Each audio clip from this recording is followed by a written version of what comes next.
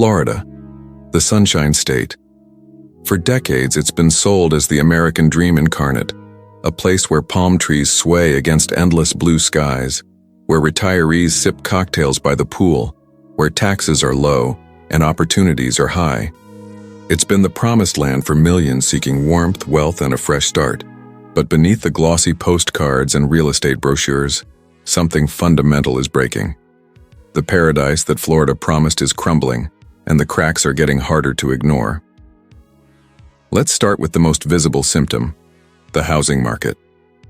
For years, Florida experienced one of the most dramatic real estate booms in American history. People flooded in from New York, California, and everywhere in between, driving prices to astronomical heights. In cities like Miami, Tampa, and Orlando, home values doubled, sometimes tripled. Investors snapped up properties sight unseen. Remote workers fled expensive coastal cities for Florida's tax-free haven. It seemed unstoppable. But now, the music has stopped. The Florida housing market isn't just cooling, it's entering what many economists are calling a correction, and some are whispering about a potential collapse. Inventory is piling up. Homes that would have sold in days now sit on the market for months. Sellers are slashing prices, sometimes by hundreds of thousands of dollars, just to attract buyers. In some markets, we're seeing price drops of 15, 20, even 30% from peak values. What happened? Several factors converged at once. First, interest rates. When the Federal Reserve began aggressively raising rates to combat inflation, the cheap money that fueled Florida's boom evaporated overnight. Suddenly, that $1 million Miami condo required a mortgage payment twice what it would have been just 2 years earlier. Buyers who were stretching to afford Florida properties found themselves priced out entirely. Second, insurance. This is the silent killer of Florida real estate, and we'll dive deeper into this later. But here's the preview. Homeowners insurance in Florida has become prohibitively expensive, when you can get it at all. Some homeowners have seen their insurance premiums triple or quadruple in just a few years. Major insurers have fled the state entirely. Without affordable insurance, homes become uninsurable, and uninsurable homes become unsellable. It's a death spiral for property values. Third, the reality check. During the pandemic, Florida looked like paradise compared to locked-down states. But as normalcy returned, people started asking harder questions. Is it worth paying California prices to live in Florida? Is the heat, humidity, and hurricane risk worth it? For many, the answer is increasingly no. The shine is wearing off.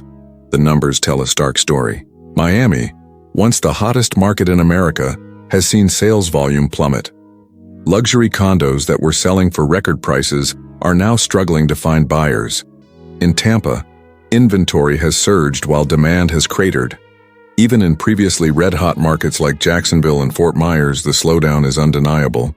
Developers who broke ground on massive projects during the boom are now facing a market that doesn't want what they're building. And it's not just about prices falling. It's about what happens when a market built on speculation and momentum suddenly reverses.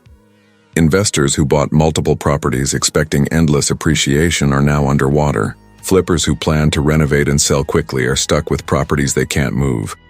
Regular families who stretch their budgets to buy their dream Florida home are watching their equity evaporate.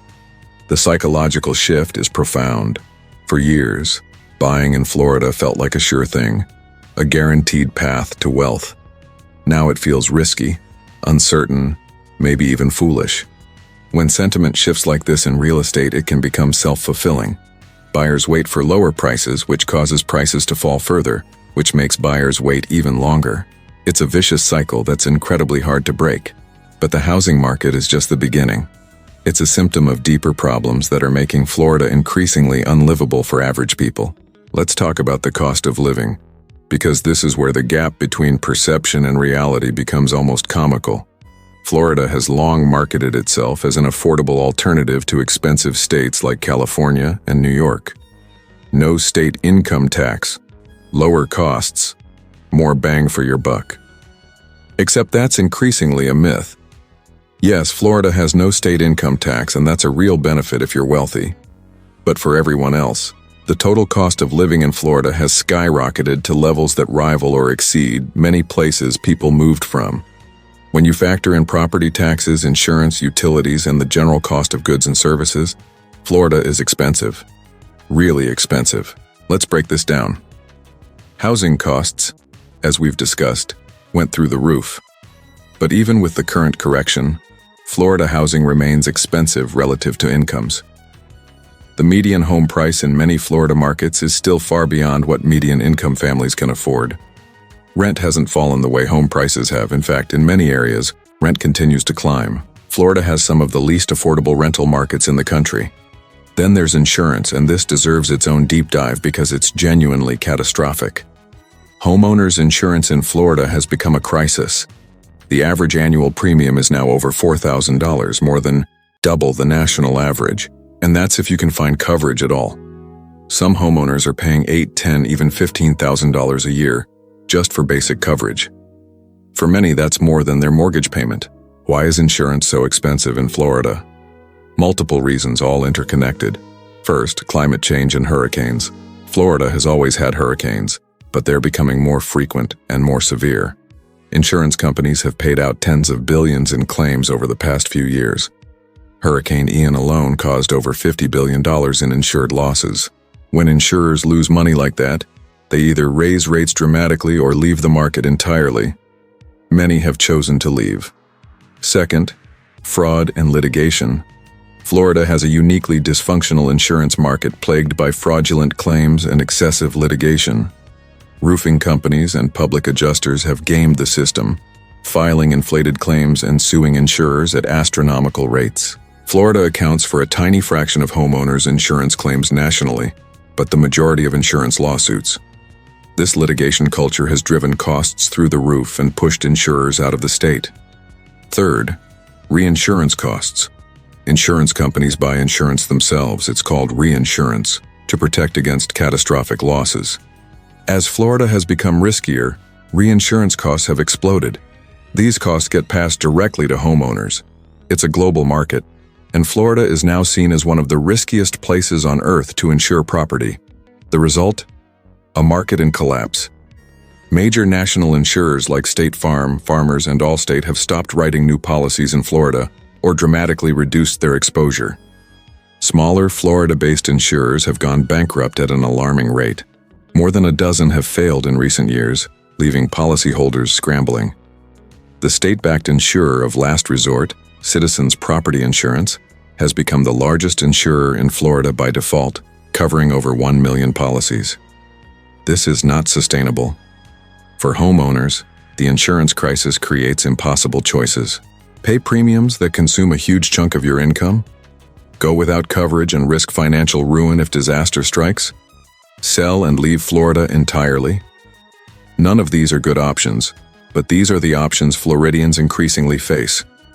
And here's the kicker. If you have a mortgage, you're required to have insurance. If you can't get affordable insurance, you can't get a mortgage. If you can't get a mortgage, you can't sell your home to most buyers. The whole system is breaking down. Beyond housing and insurance, everyday costs in Florida have surged. Utilities are expensive because air conditioning is non-negotiable for survival, and Florida's electricity rates are high and climbing. Property taxes, despite what you might hear, are not low.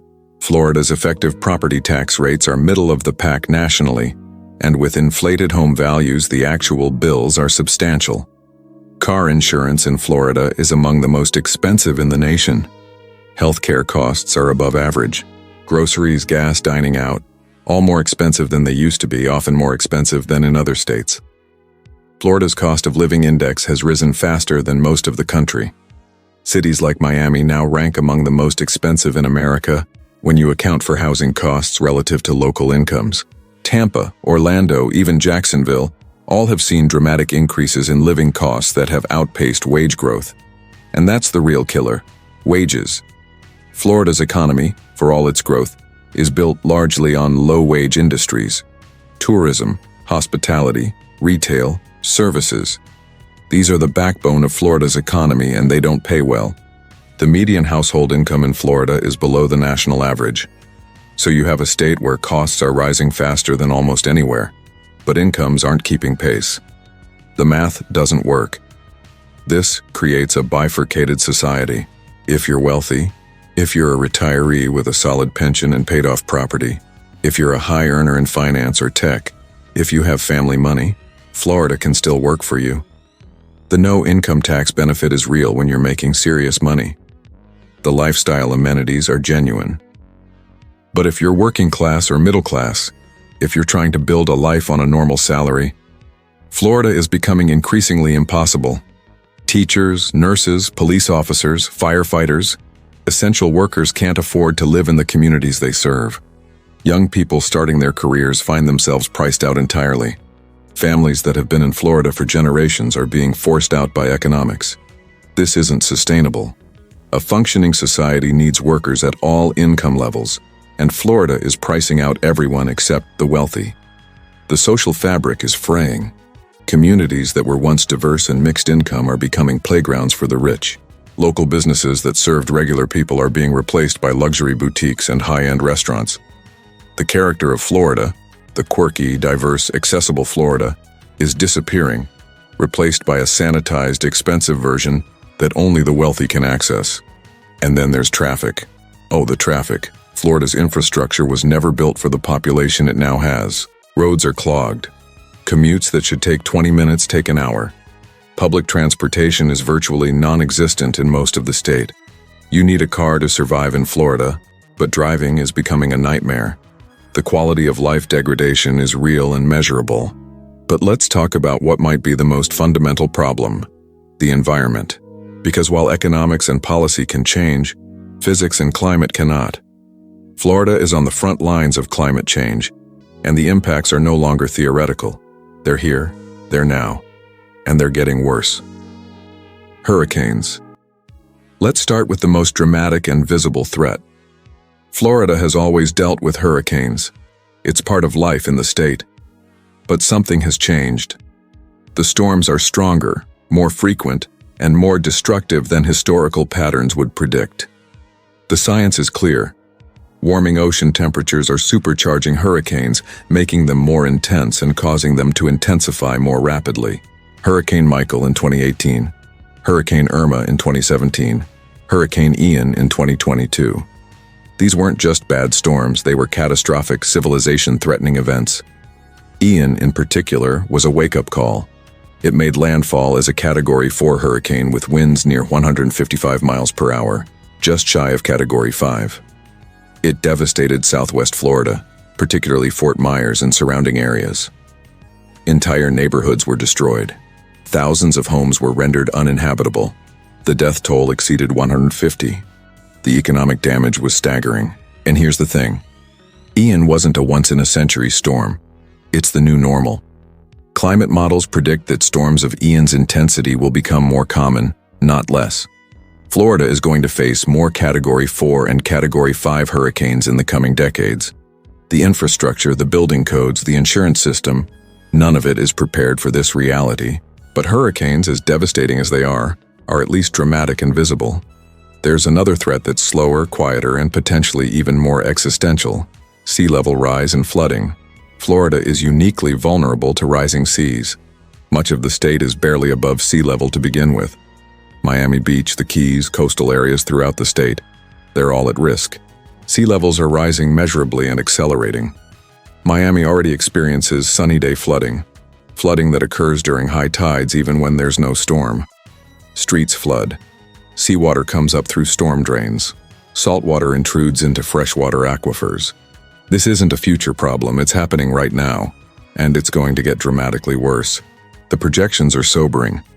Even under moderate climate scenarios, sea levels around Florida are expected to rise by 1 to 2 feet by 2050 and potentially 3 to 6 feet by 2100. That might not sound like much, but in a flat state like Florida, every inch of sea level rise translates to feet of inland flooding. Large portions of coastal Florida could become uninhabitable within our lifetimes. Miami is ground zero for this crisis. The city is built on porous limestone, which means you can't just build seawalls to keep the water out. It comes up through the ground. Miami-Dade County is spending billions on pumps, elevation projects, and infrastructure improvements, but these are band-aids on a bullet wound. At some point, the question becomes not whether Miami can be saved, but whether it's worth the cost to try. The Keys face an even more immediate threat. These low-lying islands are already experiencing regular flooding, saltwater intrusion, and infrastructure damage. The famous overseas highway floods regularly. Property values in the Keys are starting to reflect the reality that these islands have a limited lifespan in their current form. Insurance is nearly impossible to get. The writing is on the wall. But it's not just the coasts. Florida's interior faces its own environmental challenges. The state's freshwater supply is under threat. The Everglades, one of the most unique ecosystems on Earth, is dying. Decades of development, agriculture, and water mismanagement have devastated this critical watershed. Efforts to restore the Everglades have been slow, expensive, and insufficient. Water quality throughout Florida is declining. Algae blooms, including toxic red tide and blue-green algae, are becoming more frequent and severe. These blooms kill fish, sicken people, devastate tourism, and make waterways unusable. The causes are complex: nutrient runoff from agriculture, sewage discharge, warming waters. But the result is clear. Florida's waters are in crisis. Then there's the heat. Florida has always been hot, but climate change is making it hotter. Extreme heat days are increasing in frequency and duration. The combination of heat and humidity is pushing the limits of human survivability during summer months. Working outdoors is becoming dangerous. Even indoor spaces without air conditioning are unsafe. And air conditioning is expensive and energy-intensive, creating a vicious cycle. The environmental challenges facing Florida aren't just about quality of life. They're existential threats to the state's viability. You can't have a functioning society if major cities are regularly underwater. You can't have a tourism economy if beaches are eroding and waters are toxic. You can't attract businesses and residents if the physical environment is hostile to human habitation. And yet, Florida's response to these challenges has been, to put it mildly, inadequate. The state government has been resistant to acknowledging climate change, let alone taking aggressive action to address it. Development continues in vulnerable areas. Building codes, while improved after Hurricane Andrew, still allow construction in flood zones. The political will to make hard choices simply doesn't exist. This creates a cognitive dissonance that's almost surreal. Florida continues to market itself as a paradise, continues to encourage growth and development, continues to pretend that the environmental realities can be ignored or managed with minor adjustments. But the people living through these crises know better. They've experienced the hurricanes, the flooding, the insurance crisis, the heat. They know the paradise is crumbling. So where does this leave us? Florida is at a crossroads, facing a convergence of crises that threaten its fundamental viability as a place to live. The housing market is correcting after an unsustainable boom. The cost of living is pricing out everyone except the wealthy. Insurance is becoming unaffordable or unavailable, and the environmental threats are not only real but accelerating. The human impact of all this is profound. Let's talk about the people who are being hurt by Florida's unraveling paradise. First, there are the longtime residents, people who were born in Florida, whose families have been there for generations. These are the people who remember when Florida was affordable, when you could buy a house on a normal salary, when the beaches weren't crowded with tourists, when life was slower and simpler. For these people, the Florida they knew is disappearing. They're being priced out of their own communities. Property taxes on homes they've owned for decades are becoming unaffordable. The neighborhoods they grew up in are being torn down and replaced with luxury developments. The local businesses they patronized are closing, replaced by chains and high-end boutiques. They feel like strangers in their own home. Then there are the people who moved to Florida seeking opportunity, the working families who came for jobs, the young professionals who came for a fresh start, the retirees who came for an affordable retirement. Many of these people are discovering that the Florida they were sold doesn't exist. The affordable paradise was a mirage.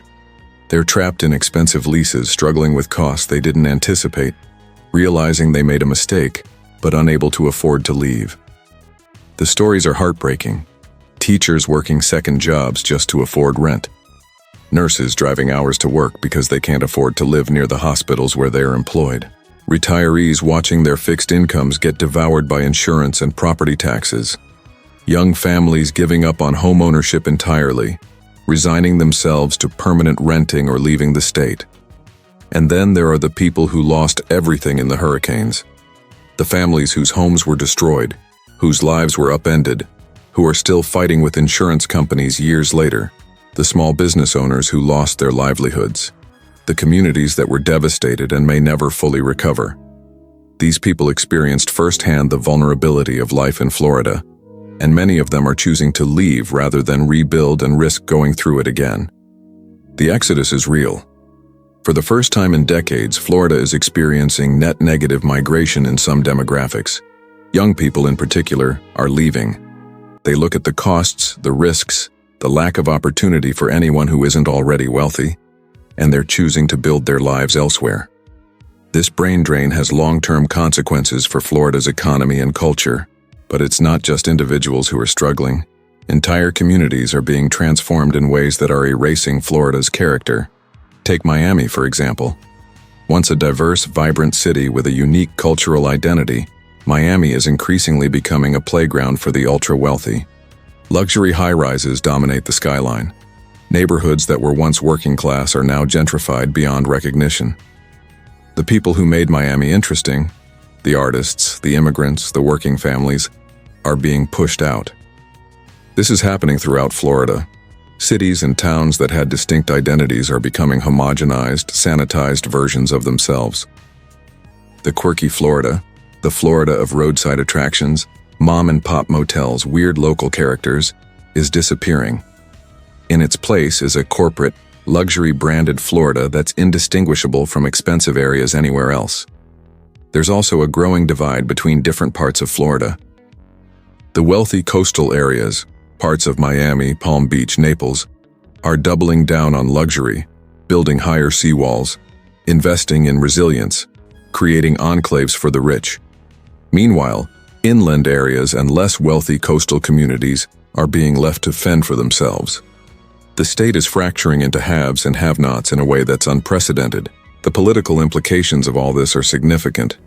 Florida has been a swing state in national politics, but the demographic changes underway could shift that. As working and middle-class families leave and wealthy retirees continue to arrive, the political balance is changing. The people who remain are increasingly those who can afford to ignore or insulate themselves from Florida's problems. This creates a dangerous feedback loop. As the population becomes wealthier and more insulated, the political will to address systemic problems diminishes. Why invest in affordable housing if your voters are wealthy homeowners? Why address climate change aggressively if your constituents can afford to adapt? Why fix the insurance market if your supporters can pay whatever premiums are charged? The incentives are all wrong. Meanwhile, the problems continue to worsen. The insurance market continues to deteriorate. More insurers are leaving or going bankrupt. Citizens Property Insurance, the state-backed insurer, is taking on more risk, which means Florida taxpayers are on the hook for catastrophic losses. When the next major hurricane hits, the financial fallout could be devastating not just for property owners but for the entire state budget. The housing market correction could turn into something worse. If prices continue to fall, more homeowners will find themselves underwater on their mortgages. Foreclosures could increase. Banks could tighten lending standards even further, making it harder for anyone to buy. The construction industry, which has been a major driver of Florida's economy, could contract sharply, leading to job losses and economic ripple effects. And the environmental trends are only going in one direction. The next major hurricane is not a question of if, but when. Sea levels will continue to rise. Flooding will become more frequent and severe. At some point, the cost of maintaining infrastructure in vulnerable areas will exceed the value of the property being protected. Managed retreat, the planned abandonment of certain areas, will become necessary, but Florida is nowhere near prepared for that conversation. So what's the path forward? Is there any way to save Florida's paradise, or is collapse inevitable? The honest answer is complicated. Florida faces genuine, severe challenges that cannot be wished away or solved with minor policy tweaks. But the state is not doomed if, and this is a big if, there's the political will to make hard choices and significant investments. First, the insurance crisis needs to be addressed systemically. This means serious reforms to reduce fraud and litigation, But it also means acknowledging that some areas are simply too risky to insure at affordable rates. Florida needs to have an honest conversation about where development should and shouldn't occur. Building in the most vulnerable coastal areas should be discouraged or prohibited. Existing properties in high-risk zones need managed retreat plans. Second, Florida needs to invest massively in climate adaptation and resilience. This means better building codes, improved infrastructure, serious flood mitigation, protection of natural barriers like mangroves and wetlands. It means spending billions now to avoid spending trillions later. Other countries and cities facing similar challenges, the Netherlands, Singapore, New York, have shown that with sufficient investment and planning, coastal areas can be made more resilient. But it requires commitment and resources Florida hasn't shown willingness to deploy. Third, the cost of living crisis needs to be addressed through housing policy. Florida needs more affordable housing, period. This means reforming zoning laws to allow more density, incentivizing affordable housing construction, protecting renters from excessive increases, and ensuring that development serves residents, not just investors. The current model, where housing is treated purely as an investment vehicle, is failing regular people. Fourth, Florida needs to diversify its economy beyond tourism and real estate. The state needs to invest in education, attract high-wage industries, support small businesses, and create opportunities for working and middle-class people. An economy that only works for the wealthy is not sustainable. But here's the reality. None of this is happening. Florida's political leadership has shown little interest in addressing these challenges seriously. Development continues unchecked in vulnerable areas. Climate change is treated as a political issue rather than a physical reality. Affordable housing is an afterthought. The insurance crisis is met with band-aid solutions rather than systemic reform. This means that for many people, the rational choice is to leave. And they are leaving. The Florida exodus is real and growing. People are looking at the costs, the risks, the quality of life, and deciding that other places offer better opportunities. This is especially true for young people and families, the demographic groups that any healthy society needs to retain. Where are they going? Some are returning to the states they left, New York, California, the Northeast. Others are finding new opportunities in places like North Carolina, Tennessee, Texas. They're choosing places with lower costs, less environmental risk, and better long-term prospects. The irony is that many of these people moved to Florida seeking exactly those things, only to find that the paradise was an illusion. For those who remain, whether by choice or necessity, life in Florida is becoming harder. The dream of an easy, affordable, sun-soaked life is being replaced by the reality of high costs, environmental threats, and declining quality of life. The people who can afford to insulate themselves from these problems, the wealthy, the well-connected, will do fine. Everyone else will struggle. The tragedy of Florida is that it didn't have to be this way. The state has incredible natural beauty, a favorable climate, a strategic location, and tremendous potential. With wise planning, sustainable development, and serious investment in resilience and affordability, Florida could have been the paradise it claims to be. Instead, short-term thinking, unchecked development, and political dysfunction have created a crisis. The myth of Florida as the American dream destination is dying. The reality is setting in. For decades, Florida sold itself as the place where anyone could come and build a better life, where the sun always shone and opportunities were endless. That story is no longer credible. The paradise is falling apart, and everyone can see it. This doesn't mean Florida is finished. States and regions can reinvent themselves, can address their challenges, can change course, but it requires acknowledging reality, making hard choices, and prioritizing long-term sustainability over short-term growth. Florida has not shown the capacity to do this yet, so we're left with a state in transition, caught between the myth it sold and the reality it faces. The people living through this transition are paying the price, in higher costs, greater risks, and diminished quality of life. The question is not whether Florida will change, it's already changing. The question is whether that change will be managed thoughtfully, or whether Florida will simply collapse under the weight of its own contradictions. For now, the paradise is falling apart, the dream is dying, and millions of people are waking up to a reality that looks nothing like what they were promised.